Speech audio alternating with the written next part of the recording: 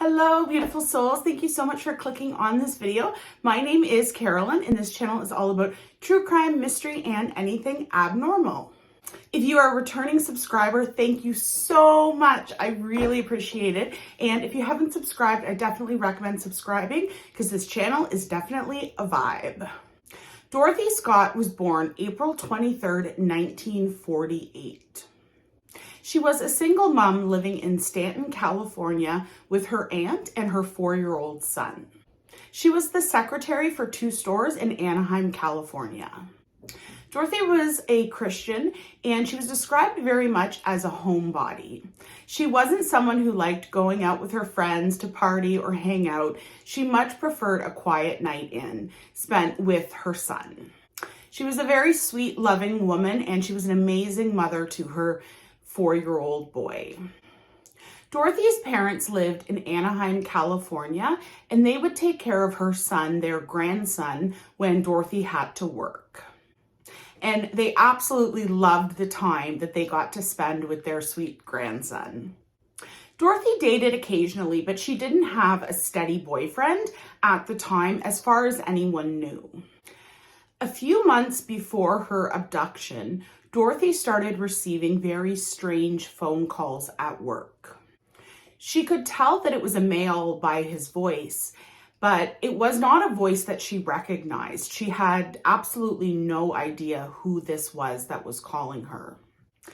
The caller would call Dorothy, and sometimes he would profess his love for Dorothy, and other times he would tell Dorothy that he wanted to kill her. Dorothy was very much creeped out by these phone calls that she kept receiving, especially since she had no idea who this person was. One day, the caller called her at work and told her to go outside because he had something to give her. Now, if this was me, there is absolutely no way that I would have gone outside, but Dorothy did. She went outside and she walked over to her car, and on her car windshield was one dead rose. The telephone calls kept escalating and becoming more and more disturbing. At one point, she got a call from this guy saying that he would get her alone and he would cut her up into pieces. Dorothy obviously was very afraid for her safety, as anyone would be. And at this point, she was considering buying a gun for her own safety. And just 1 week before she disappeared, she had started to take karate lessons because she obviously felt very threatened and she wanted to be able to defend herself if she needed to. At 9 p.m. on May 28, 1980, Dorothy was in a meeting with some of her colleagues. During the meeting, her coworker Conrad was looking very unwell, and he also had noticed a red mark on his arm. So Dorothy, being concerned, her and another coworker by the name of Pam took Conrad to the hospital to have him checked out. Dorothy was the one who was driving them to the hospital, and on her way to the hospital, she just wanted to stop by quickly and check on her son at her parents' house. So Dorothy went in really quickly and checked on her son and said hello to her parents, and everything was going well. And one thing she did was she had been wearing a black scarf, and when she went into her parents' house, she changed her scarf to a red scarf. And this will become important later on in the story. When they arrived at the hospital and the doctors were taking a look at Conrad, they were quickly able to determine that he had been bitten by a black widow spider. The hospital then treated Conrad for the spider bite. Pam, who was her coworker that had gone with them, said later that she and Dorothy had sat in the waiting room the entire time and they had never been apart. This will become significant again later in the story, but Pam is saying that at no point while they were at the hospital were her and Dorothy not together. Conrad was discharged and given a prescription. Dorothy offered to go out and get the car and bring it up to the door to pick up Conrad while he filled his prescription because he still was feeling very unwell. Pam later said that Dorothy stopped by the washroom on her way out to get the car. So Pam and Conrad are still in the hospital. They fill his prescription and they're waiting for Dorothy. After a while, they're waiting and they're not sure why Dorothy hasn't come up to the door yet. So they walk out into the parking lot to see if they can see what's going on. When they got out into the ER parking lot, they saw Dorothy's car speeding away and leaving the hospital parking lot. Neither Conrad or Pam could see inside the car. It was dark out and the headlights were on and they were directed directly towards Conrad and Pam. So they just saw the car speed out of the hospital parking lot and they just assumed that there had been some emergency that had to do with Dorothy's son. So the two of them ended up leaving the hospital and they weren't that concerned. They just had assumed that Dorothy had to rush home, either something to do with her son or something to do with her parents. Conrad and Pam, after a number of hours of not hearing anything from Dorothy, not being able to get a hold of Dorothy, started to become very concerned. They had contacted Dorothy's parents and her parents had not heard from her either.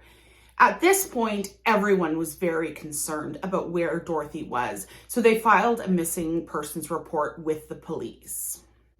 Around 4:30 a.m. on May 29th, so this is kind of the same day, they had gone on May 28th around 11 p.m. to the hospital. This is now 4:30 on the 29th, so it's several hours later.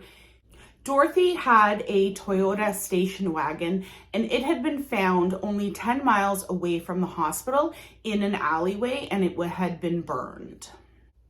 About a week after Dorothy's disappearance, her parents had received a very strange phone call.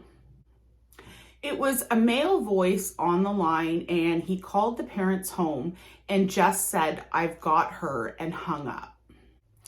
And then every Wednesday afternoon, the male would call Dorothy's parents and just say very strange, disturbing, weird things. The majority of the times when he called, he would either say he had Dorothy or he would say he had killed Dorothy.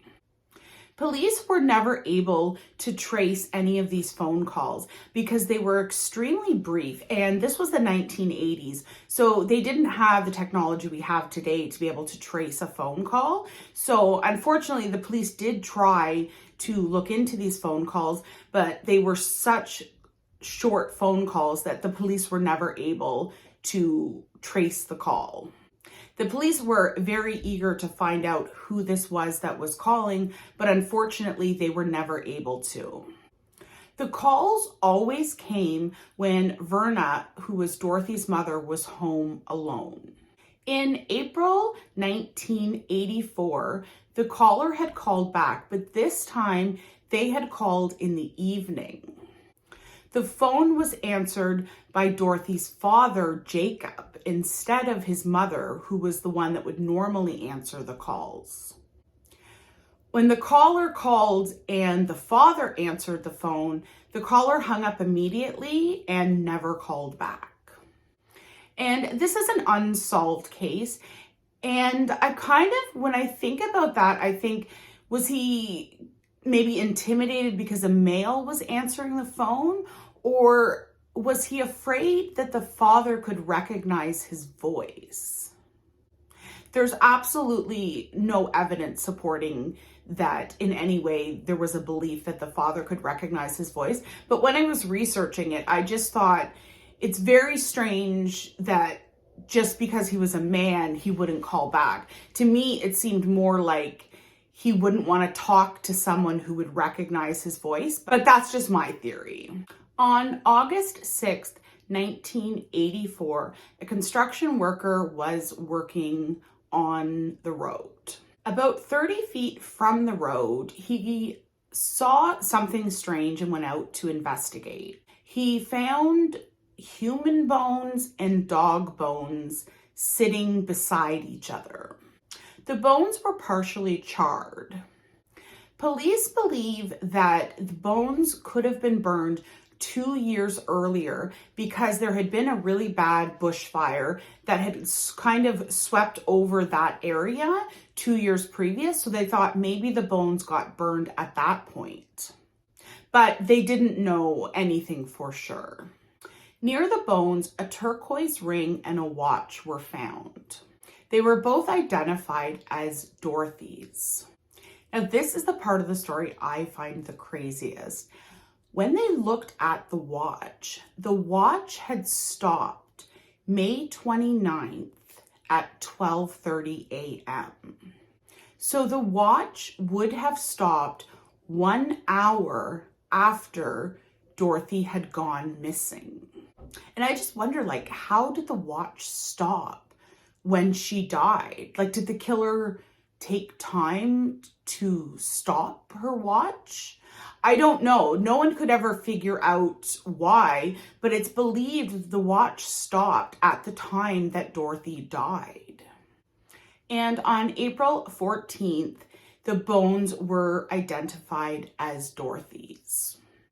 Unfortunately, because all that was left was bones, the medical examiner was not able to determine a cause of death. It's very difficult to determine the cause of death just from bones. Usually the only way they're able to determine the cause of death by bones is if there's some type of damage to the bones. Like, say, for example, if someone got shot and there was a bullet hole in one of their bones, the medical examiner could possibly conclude that they had been shot and that was the cause of death. Also, knives leave marks a lot of times when people are killed, but if there's no damage to the bones and the bones is all they have, it's almost impossible to figure out what exactly the cause of death was. Even though the cause of death wasn't able to be determined, the police definitely believed that it was homicide. A memorial service was held August 22nd, where Dorothy's loved ones all gathered to remember Dorothy. After the remains were found, the phone calls started coming again to the family.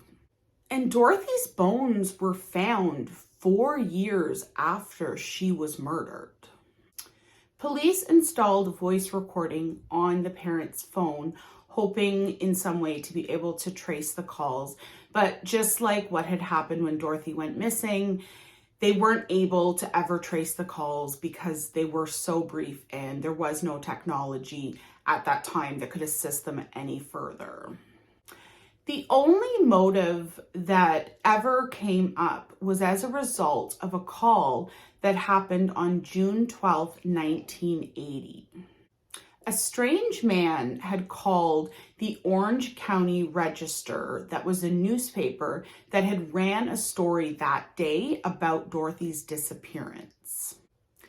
A managing editor at the newspaper was the one to take the call. The caller said, "I killed her. I killed Dorothy Scott. She was my love. I caught her cheating with another man. She denied having someone else. I killed her." Police believed that this was the killer that had called because when the caller called, they knew some information that had never been released to the public. The caller knew that Conrad had been treated for a spider bite at the hospital. The caller also knew that Dorothy was wearing a red scarf, not a black scarf. Remember, on the way to the hospital, she stopped briefly at her parents' house to check on her son, and at that time she was wearing a black scarf and she changed it and she was wearing a red scarf. The caller also claimed that Dorothy had called him from the hospital. But Pam, who had been with her, said that this would have been impossible because Pam said that her and Dorothy had been sitting right beside each other the entire time they were in the hospital, and there was at no point that Dorothy went and made a phone call or Dorothy was away from Pam. The only thing I can think is if she did make a phone call, which I don't think she did, but if she did make a phone call, she could have made it maybe when she was leaving the hospital to get the car. And to this day, it still remains unsolved. The only theory that I thought of that I think would be possible is she obviously had a stalker. That the police know for sure. And especially to the point that he was calling her parents like 4 years after she had been killed. That must have been a pretty intense stalker. And the fact that she was killed when she was taking Conrad, who's a male, to the hospital, I was thinking maybe the stalker saw her taking a male to the hospital and thought maybe there was some type of relationship between them. There never was any relationship between Dorothy and Conrad, but that's the only thing I can think of as to why it ended up happening as she was leaving the hospital. But no one knows. This has never been solved, and to this day, unfortunately, Dorothy's family members and friends still don't know what happened to her.